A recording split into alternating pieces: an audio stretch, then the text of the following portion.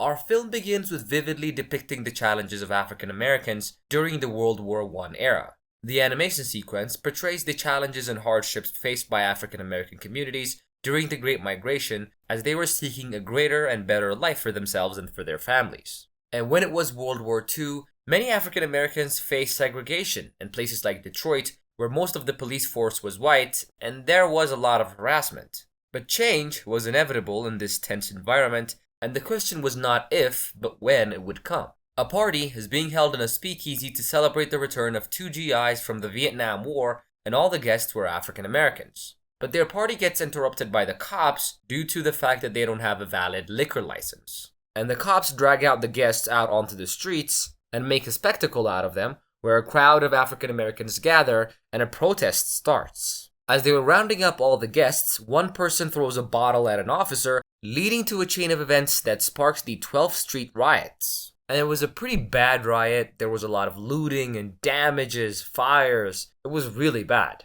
And the congressman tried to calm people down. He addressed his community, but this would go on for several days, and the National Guard would be called into Detroit. And as they were trying to calm things down, a little girl peeks out her window, and the cops mistake her for a sniper, and one of the officers orders his men to fire at her. And in the meantime, 3 patrolmen, Krause, Flynn, and Demnis, drive through the streets navigating the chaos. And they find this guy Leon stealing from a grocery store. And after chasing him around for a bit, Krause ultimately shoots him. And despite being wounded, Leon manages to escape and seek refuge with this woman. He actually collapses under her car and desperately asks that she contact his wife. But tragically, Leon is later found dead by the police. And a detective by the name of Tanchuk meets Krause and criticizes him for using a gun against an unarmed man. Krause tries to defend himself by suggesting that Leon might have killed someone during the robbery, and that's why he had to use a gun. We then see security officer Melvin, who witnesses an officer harassing an African American teenager,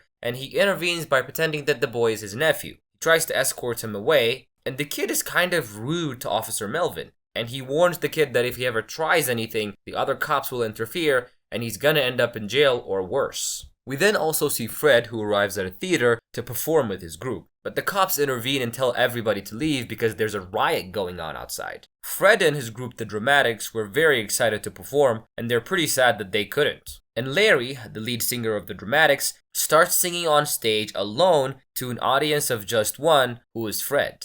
And then Larry and Fred board a bus and head to the Algiers Motel, where they're given a room in the annex for the night. And as they head to the pool, they meet 2 white women, Julie and Karen, and Larry starts to flirt with Julie. The women invite the guys to another room, where they meet Carl, Lee, and Aubrey. Carl is dismissive of Larry and Fred, but Larry starts to hit it off with Julie as Carl makes some hot dogs. And during this time, they engage in a conversation about the ongoing situation in the streets and the police's treatment of African Americans. And the conversation takes this dramatic turn when Carl pulls out this small pistol and pretends to interrogate Lee. Lee gets a little nervous and tries to take the gun, but only for Carl to end up shooting him. And despite the initial panic, they all soon realize that it was just a toy gun, and everybody calms down. And then the group returns to their respective rooms, with Larry, Fred, and the women retiring for the night. As Carl walks down the street, he notices a few police officers a few blocks away and decides to intimidate them with his gun. He shoots in their direction, causing the police to think that they are under attack and respond with panic. The officers, along with a few sergeants,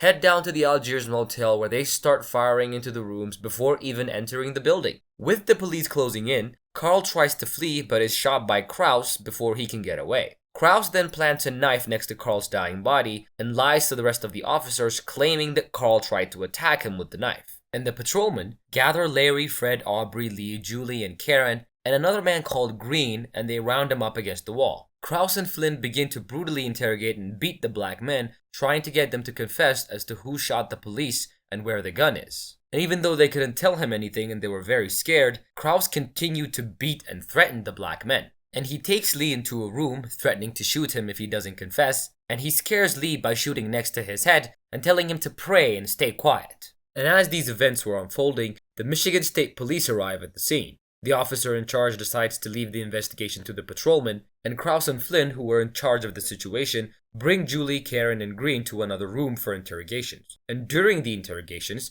Julie is repeatedly accused of being a prostitute, while Green is accused of being her manager.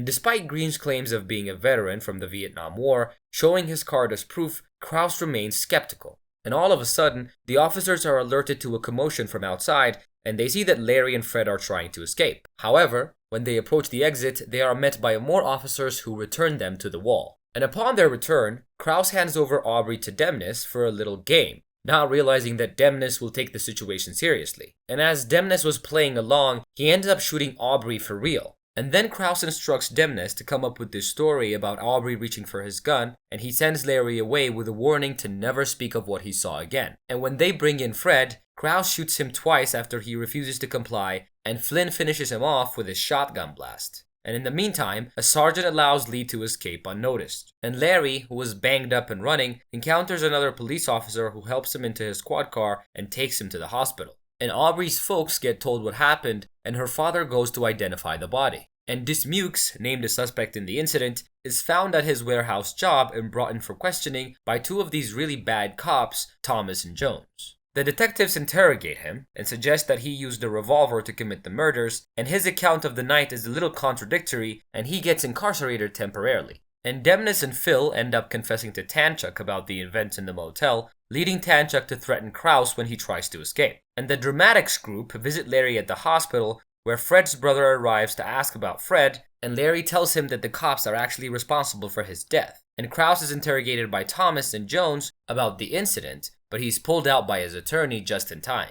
The patrolmen are on trial now for the incident as the surviving victims take the stand, and one by one they give their testimonies and place the blames directly on the officers involved. And after great cross-examination, we see one of the witnesses so angry that they shout obscenities. And even though there was enough evidence to convict all of the officers, the jury was an all-white jury, and they were very biased, so they find the officers not guilty. The verdict leaves Dismukes feeling so sick that he actually vomits, and even through all the injustice, the Dramatics managed to secure a record label. And after all he's been through, Larry Cleveland Reed decides that he no longer wants to be part of the group and instead takes a small job as a church choir director since all the clubs in the area are patrolled by cops. And we later see Larry directing a choir with Grace while Melvin is forced to leave Detroit due to a lot of death threats, and he starts working as a security guard. And despite not being found guilty, one of the officers was forced to pay a $5,000 settlement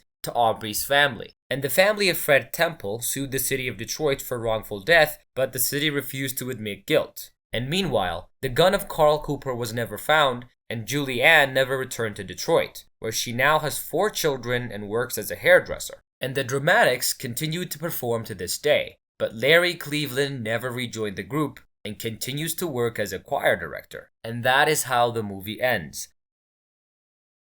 I hope you guys liked our recap. Please leave a like, leave a comment, subscribe to our channel to support us. I will see you guys on the next recap. Bye.